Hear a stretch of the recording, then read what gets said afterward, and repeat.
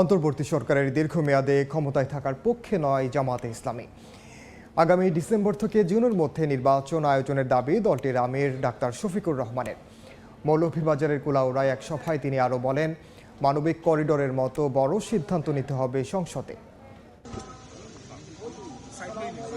সাংগঠনিক সফরের অংশ হিসেবে রোববার মৌলভীবাজার যান জামায়াতের আমির ডাক্তার শফিকুর রহমান। সকাল থেকে ব্রাহ্মণবাজার, কুলাউড়ার দক্ষিণ বাজার ও উপজেলা পরিষদ হলরুমে কর্মী সমর্থক ও চা শ্রমিকদের সঙ্গে কুশল বিনিময় করেন তিনি।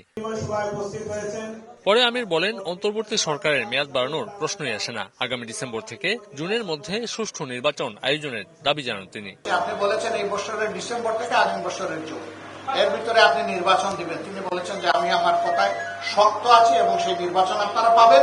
তবে আমি চাচ্ছি এমন একটা নির্বাচন যেটা ইতিহাস সৃষ্টি করবে এবং যেখানে প্রত্যেকটি মানুষ ভোট দিয়ে হাসি মুখে বের হবে। এবং আমরা বিশ্বাস করি এই সময়ের ভিতরেই তিনি নির্বাচন দেবেন।